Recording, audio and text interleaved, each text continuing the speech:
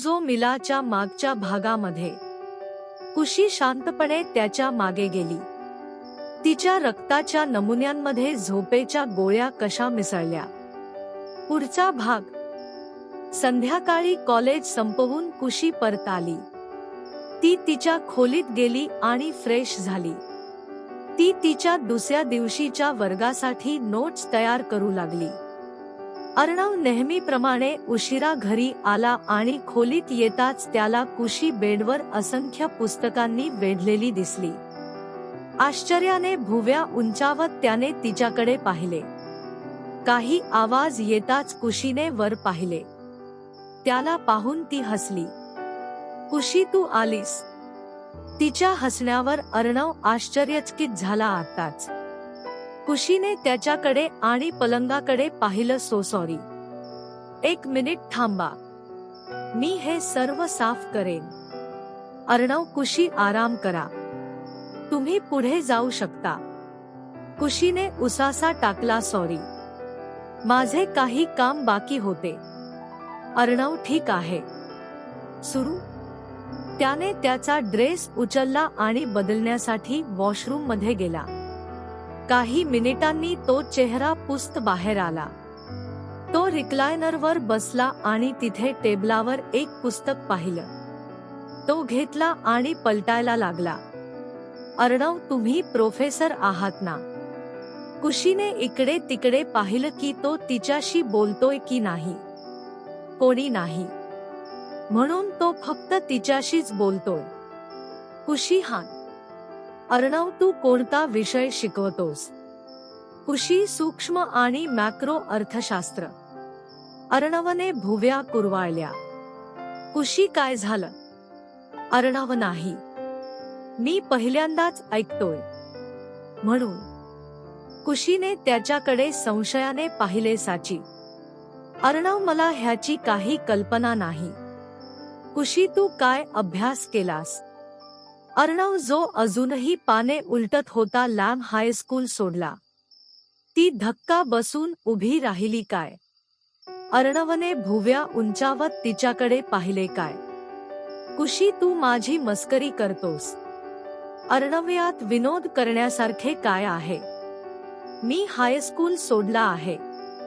कुशीने त्याच्याकडे तिच्या मजेशीर अभिव्यक्तीने पाहिले, ज्यामुळे तो हसला. कुशी, झूठ गणित भोलना अर्णव. अर्णव हसला. तुमसे झूठ भोलके क्या मिल जाएगा. तो उठला आणि जेवण करायला बाहेर पडला. कुशीने काही सेकंद आधी तो ज्या वाटेने गेला होता त्याकडे पाहिले. तिला जितके माहित होते, तो ASR आहे, एक फॅशन हाऊसचा मालक आहे आणि एक प्रसिद्ध डिझायनर. तो फक्त 12वी सोडला कसा? ती तिथे बसून त्याच्या शैक्षणिक विश्लेषण करत होती. पात्रता 20 मिनिटात त्याने रात्रीचे जेवण पूर्ण केले आणि तिला खोल विचारात पाहण्यासाठी त्याच्या खोलीत परत आला. त्याला पाहून तिने पुन्हा त्याच्याकडे पाहिले. तू खरंच हायस्कूल सोडला आहेस? अर्णवने तिच्याकडे गंमतीने पाहिलं. तू इथे बसून अजून हाच विचार करतोस? कुशी, हो. अर्णव हसला आणि त्याच्या बाजूला झोपला. पूर्ण झाल्यावर लाईट बंद कर. कुशीने जीभ चावली आणि ड्रॉवर उघडला. अर्णव, हे तुझ्यासाठी आहे. अर्णवने डोळे उघडले आणि भुसभुशीत केली. अर्णव, हे काय? कुशी, डोळा मुखवटा. Arnav, eye mask. कुशी, दिवे लागल्याने तुम्हाला झोपेत त्रास होत आहे म्हणून मी हे तुमच्यासाठी विकत घेतले आहे. मी हे कालच विकत घेतले आहे, पण मी ते द्यायला विसरलो.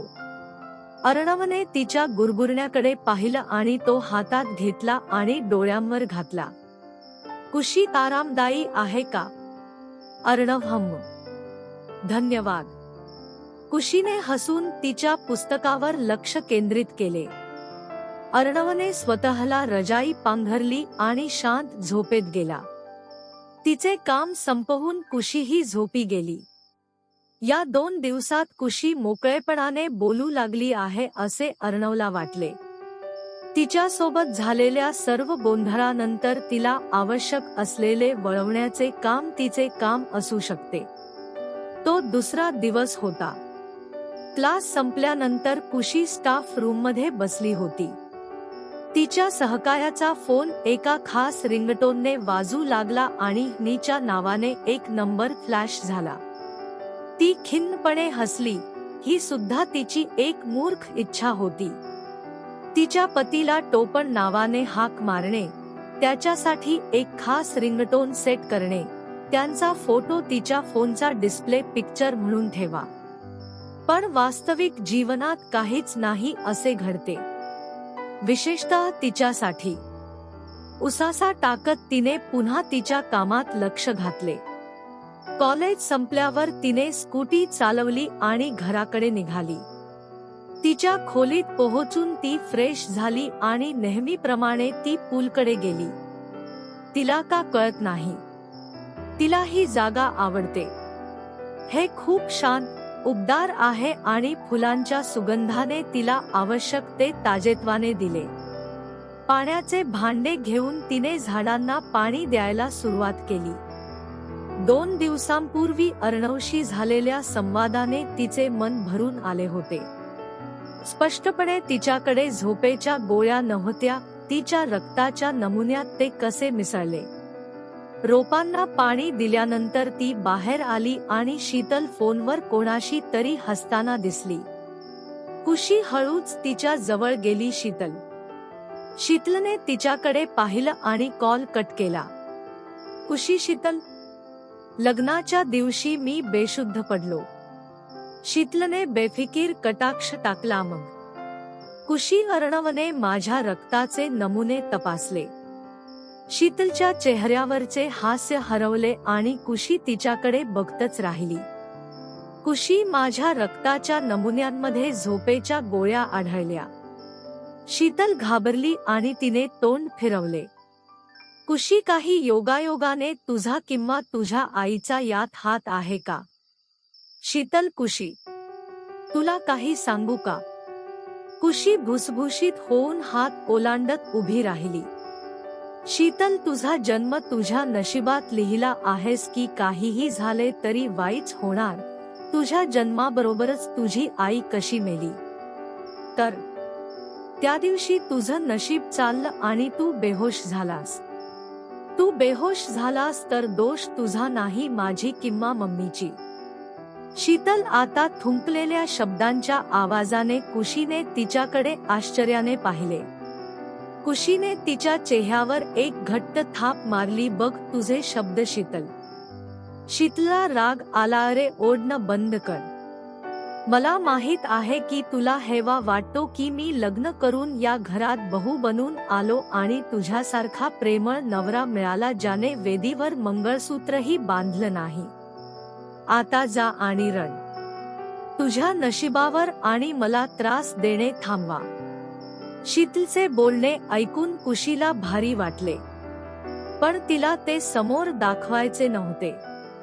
कुशीने आपली तर्जनी दाखवत तिला इशारा केला, तुला जे हवे ते बोल, पण या दुर्घटनेत तुझा किंवा तुझ्या आईचा हात असल्याचे मला आढळून आले तर माझ्यावर विश्वास ठेवा, त्याचे परिणाम तुझ्यासाठी चांगले होणार नाहीत. शीतल हस्त म्हणाली, माझ्याकडे पुरावा घेऊन ये कुशी, मग बघू. आता जा. कुशीच्या चेहऱ्यावर दार लावून ती तिच्या खोलीत गेली. कुशीचे डोळे भरून आले आणि ती तिच्या खोलीत गेली आणि रडत बेडवर पडली. चुकून ती हात उभी असताना बेडजवळ ठेवलेल्या फ्लॉवर पॉटवर आदळली. तिने उसासा टाकत अश्रू पुसले.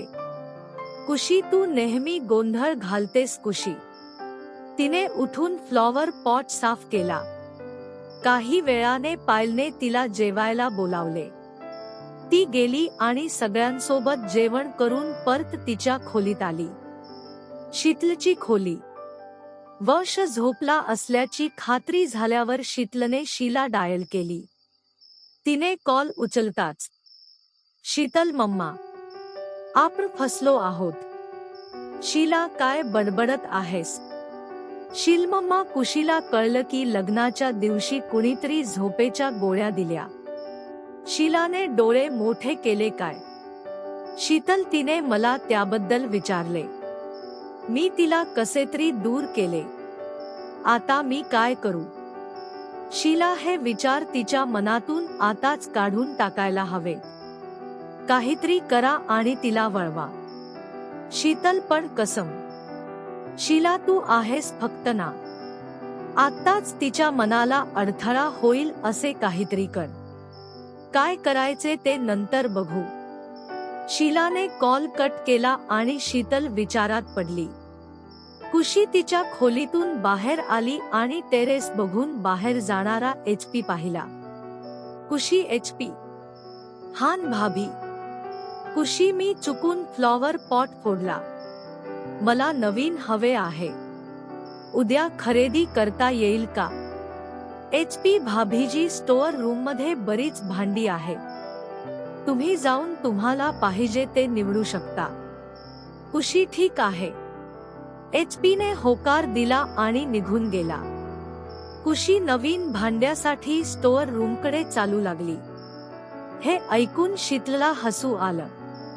शीतल शांतपणे तिच्या मागे गेली. दुसरीकडे कुशीने स्टोअर रूममध्ये जाऊन फ्लॉवर पॉट शोधला. खोलीच्या शेवटच्या कोपऱ्यात ठेवली होती. तिने उसासा टाकला आणि शेवटपर्यंत चालत गेली. शीतलला तिचा फोबिया चांगलाच ठाऊक होता. तिने ही संधी साधून तिला वळवले आणि दरवाजा लावून घेतला. तिच्या नशिबाने स्टोअर रूमच्या लाईटचे स्विचेस बाहेर होते. शीतल बेचारी कुशी. हे माझ्या लाडक्या मोठ्या बहिणीने मला विचारण्याचा धोका पत्करायला नको होता. आता बघ. मला खरंच माफ करा. हसत हसत तिने लाईट बंद केली. बाय कुशी. ती तिथून पळाली. पलीकडे आत असलेली कुशी लाईट बंद होताच सुन्न झाली.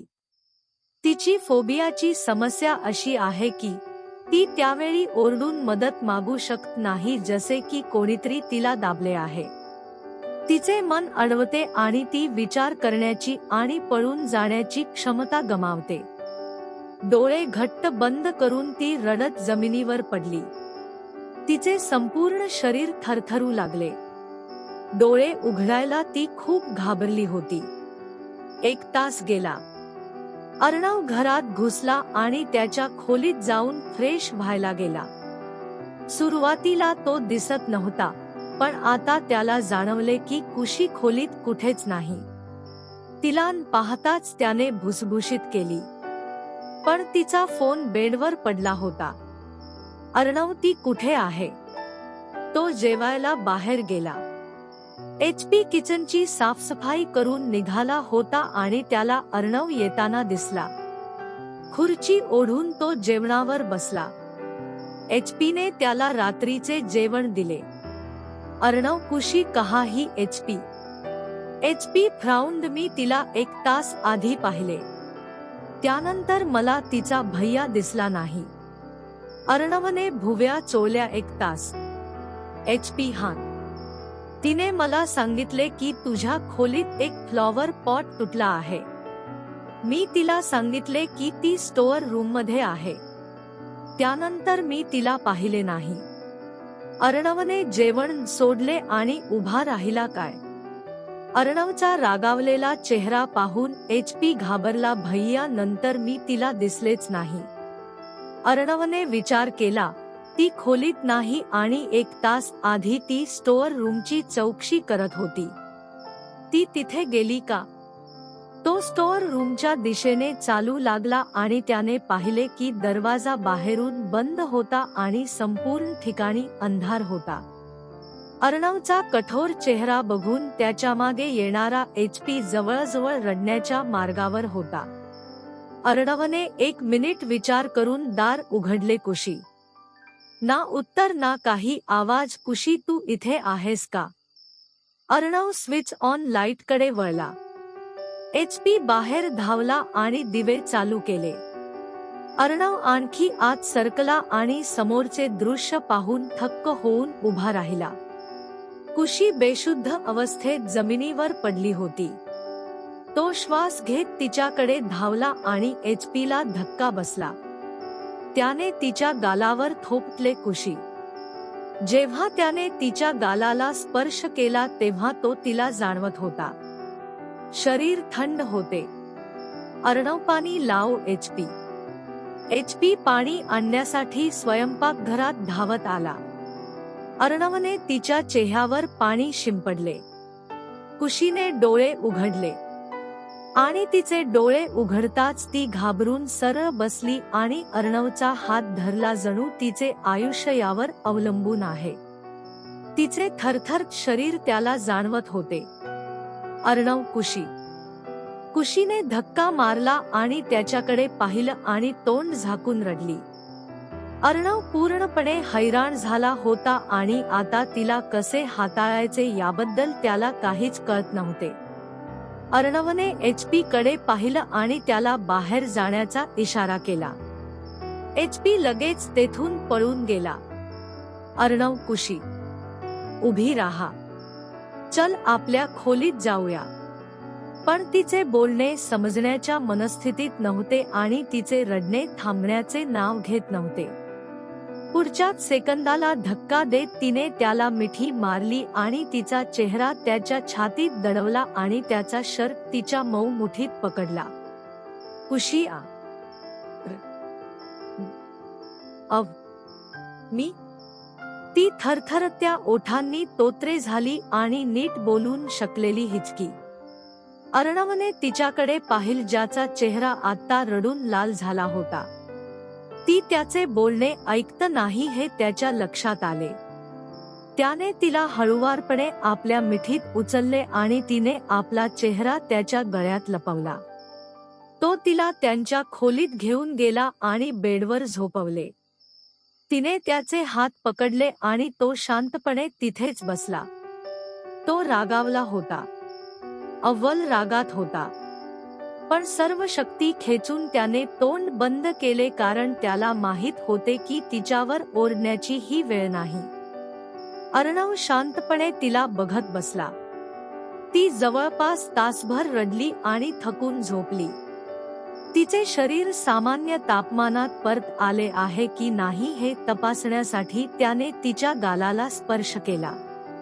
देवाचे आभार मानले की काही मिनिटात तिचे तापमान पुन्हा सामान्य झाले. त्याचे हात अजूनही तिच्या हाताखाली होते. आधीच कल्यामुळे तोही तिच्या शेजारी झोपला. दुसऱ्या दिवशी सकाळी अर्णव जागा झाला आणि त्याने पाहिले की कुशी अजूनही झोपलेली होती. तिला त्रास देता तो हात बाहेर काढला आणि फ्रेश होण्यासाठी वॉशरूम मध्ये गेला. बाहेर आल्यावर त्याला कुशी बेडवर बसलेली दिसली. काही विशेष दिसत नाही. अर्णव, कुशीने धक्का मारून त्याच्याकडे पाहिले. अर्णव, जा, फ्रेश हो. कुशी, अर्णव, जा आणि कुशीला फ्रेश हो. कुशीने त्याच्या थंड चेहऱ्याकडे पाहिलं आणि गुरफटली. शांतपणे उभी राहून ती पार केली आणि फ्रेश होण्यासाठी वॉशरूम मध्ये गेली. खाली मनोरमा पायलला अधून मधून पायांकडे पाहत होती. मनोरमा, काय झालं पायल बिटिया? पायल, मम्मी जी. कुशी अजून खाली नाहीये. तिथे आलेले एचपी त्यांना ऐकू आले. कुशी भाभी काल रात्री बेहोश झाल्या. पायल हळुवारपणे उठली. तेवढ्यात दादी आणि मामाजी पण आले. एचपी ती स्टोअर रूम मध्ये बंद पडली आणि बेशुद्ध पडली. भैया फक्त आला आणि तिला रूमवर घेऊन गेला. मला वाटतं ती आता झोपली असावी. देव्यानी, हे भगवान. ती पायांकडे पावले टाकू लागली. पायल आणि मनोरमा सोबत मामाही काळजीत पडल्या आणि तिच्या मागे गेल्या. कुशीची मानसिकता काय आहे हे पाहण्याची वाईट वाटणारी शीतलही त्यांच्या मागे लागली.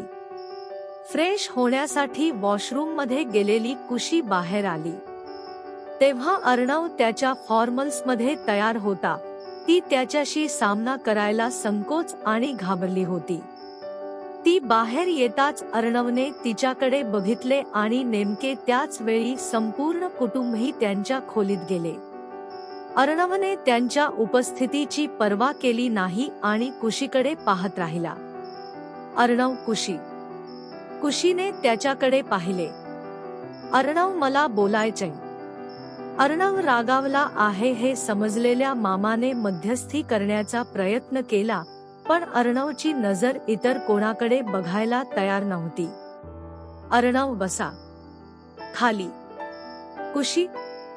तो दात घासत तिचा घुटमळत होता. तिच्या डोळ्यात आधीच अश्रू जमा झाले होते. थरथरत्या पायांनी ती त्याच्या समोर बेडवर बसली. अर्णव, तू स्टोअर रूम मध्ये का गेलास? कुशी. वाह, फुलदाणी तूट गृह थी. अर्णव, तर कुशी, मी HP ला विचारले, तो म्हणाला की स्टोअर रूम मध्ये आहे. तर एल. अर्णवने तिला मध्येच कापून टाकले. तुला काही मेंदू आहे का? त्याच्या ओढण्यावर कुशीने स्तब्ध होऊन त्याच्याकडे पाहिले. अर्णव, एकटाच त्या खोलीत जाण्यापूर्वी काय विचार करत होतास? बघा, तुमच्या बोटाच्या झटक्यात तुमची सेवा करण्यासाठी तुमच्याकडे लोक आहेत. तुम्ही स्वतः जाऊन सर्व काही करण्याची गरज नाही. त्याच्या असभ्य वागण्याकडे पाहून कुशी रडली. अर्णव, आणि माझे ऐक नीट कुशी, हीच शेवटची वेळ आहे. तुला इशारा. मी पुढच्या वेळी अशा बेफिकीर वागण्यावर बसून मनोरंजन करणार नाही. समजले? अर्णव. HP. अर्णवची ओढ ऐकताच HP धावतच तिथे आला. त्याला माहित होतं, काल रात्रीपासूनच त्याला माहित होतं की तो त्याच्या अर्णव भैयाकडून छान जमणार आहे. अर्णव, ती तुला काही विचारत होती तेव्हा तू काय करत होतास? कुशी. अर्णव, मी. अर्णव तिच्याकडे बघत म्हणाला. कुशी, बस. डोके टेकवून उभ्या असलेल्या गरीब HP कडे पाहून तिने उसासा टाकला. त्याचा आरडाओरडा ऐकून आकाश आणि वंशही तिथे आले. अर्णव HP कडे वळला. या घरातील गोष्टींची काळजी घेण्याची जबाबदारी तुझी नाही का? तिने तुला काही विचारले तेव्हा तू काय करत होतास? ती या घरात नवीन आहे आणि इथल्या प्रत्येक कोप्याशी परिचित नाही हे तुला माहित नाही का? HP म्हणाला. यापुढे मी भैया असं काही करणार नाही. अर्णव, माझा इशारा म्हणून घ्या. मला हे पुन्हा नको आहे. मामा छोटे, असा राग का येतोस? अर्णव, कारण साध्या साध्या गोष्टी समजण्याइतपत कोणी समजदार नाही मामा. मामा, थांबा बिटवा. बघा, आधीच कुशी बिट्या ब्री नाहीये. अर्णवने नाक दाबून स्वतःला शांत करण्याचा प्रयत्न केला, पण डोळे मिटताच त्याच्या मनाने त्याला काल कोणत्या स्थितीत कुशी सापडली हे चित्र त्याच्या मनात चमकले. अर्णव कुशीकडे वळला आणि तिच्याकडे एकटक पाहत तो फोन आणि लॅपटॉप बॅग घेऊन बाहेर निघाला. शीतल कोप्यात उभी राहिली आणि कुशीची अवस्था पाहून हसली. मामा त्याच्या मागे निघून गेला. छोटे, रुको. अर्णव त्याच्या पावलांवर थांबला. आता प्लीज तिची बाजू घेऊ नका मामा. मामा, आधी सांग काय झालं? अर्णव, तिला अंधाराची भीती वाटते. तरीही ती एक मूर्ख फुलदाणी घेण्यासाठी स्टोअर रूममध्ये गेली. तिला गरज आहे का ते कोणाला विचारता आले असते? काहीही. मामा, पण बिटवा. अर्णव, तुला माहित नाही मामा, काल मला ती कोणत्या अवस्थेत सापडली. किती वेळ स्वर्गालाच ठाऊक ती बेशुद्ध पडून होती. तिचं शरीर एकदम थंडगार झालं होतं. मी जाऊन तिला शोधले नसते तर काय झाले असते? ती आजवर तिथे निर्जीवपणे पडून राहिली असती. मामा, तुला माहित आहे ती आधीच टेन्शन मध्ये आहे. मग तू तिला का चिडवलेस? बेचरी. अर्णव उसासा टाकला. तो और क्या करता मामा? मामा, हे घर तितकंच तिचंही आहे जितकं तुझं आणि माझं. तिला पाहिजे तिथे जाऊ शकत नाही का? तिने त्या खोलीतच राहावे असे तुम्हाला वाटते की काय? अर्णव, मी असं कधीच म्हटलं नाही. मी एवढंच सांगतो की ती थोडी सावध राहिली असती. ऑफिसला निघालो. तिला आज घरी बसून आराम करण्यास सांगा. मामा उसासा टाकून पायलला पाहण्यासाठी आत गेले आणि देवयानी कुशीच्या दोन्ही बाजूला बसून तिचे सांत्वन करण्याचा प्रयत्न करत होती. कुशी त्यांच्या मध्ये बसून रडत होती. मामाने पायलला उठायला सांगितले आणि स्वतः तिच्या बाजूला बसले. मामा, ठीक आहे बिटिया, रडणे थांबव. कुशीने तिचे अश्रू पुसले. मामा, मेरी प्यारी बिटिया को रुला दिया. ठीक आहे, त्याला घरी येऊ दे, मी त्याचे कान ओढीन. कुशी बालवाडीच्या पोरासारखी निरागसपणे डोळे मिचकावत त्याच्याकडे पाहत होती. मामा, बिट्या रडू नकोस. झोपा आणि विश्रांती घ्या, एक दिवस सुट्टी घ्या. ठीक आहे. कुशीने मान हलवली आणि तिथे उभ्या असलेल्या HP कडे पाहिले. कुशी, सॉरी HP. HP हसला. ठीक आहे भाभी जी, भैया बरोबर होते. तू मला विचारल्यावर मी तुला भांडे विकत घ्यायला हवे होते.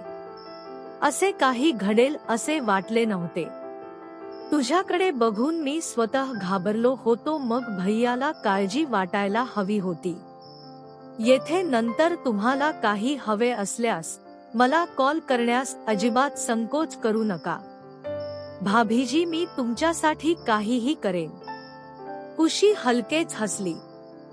सहसा जेव्हा तिला असे पॅनिक अटॅक येतात तेव्हा तिला सामान्य होण्यास 2 ते 3 दिवस लागतील, पण आता इतके लोक तिच्याबद्दल खरोखर काळजीत आहेत हे पाहून तिला चांगले आणि हलके वाटू लागले. HP, तुम्ही इथे थांबा. मी तुमच्यासाठी गरमागरम अद्रक चाय आणते. HP किचनच्या दिशेने धावत सुटला. तिला आराम करायला सांगून सगळे तिथून हळूच निघून गेले. AR कार्यालय. अर्णव त्याच्या केबिनमध्ये खुर्चीवर टेकून डोळे मिटून बसलेला दिसला. त्याचे मन कुशीच्या प्रतिमेने भरले होते. तिच्या नववधूच्या पोशाखात पहिल्यांदाच कुशी, जी तिच्या लग्नाची अंगठी वंशला देऊन निघून गेली, तिच्या वडिलांची काळजी घेणारी कुशी, कुशी जी आनंदी झाली. त्याने तिचं काम चालू ठेवू म्हणताच घाबरलेली कुशी आणि शेवटी बेशुद्ध झालेली कुशी. सकाळी तिला शिव्या देताना ती किती रडली होती आणि किती थरथर कापली होती हे त्याला आठवले. काल अंधार पडला असता तर ती तिथे गेली नसती हे त्याला स्पष्टपणे माहीत होते. कोणीतरी चुकून दिवे बंद केले असावेत, पण राग येण्यापेक्षा तो काही मदत करू शकत नव्हता. त्याने तिच्यावर ओरडायला नको होती. ती आधीच घाबरली होती आणि तो मूर्खासारखा तिच्यावर ओरडत होता. धन्यवाद. कथेचा भाग 11 लवकरच येत आहे. सबस्क्राईब करून घ्या.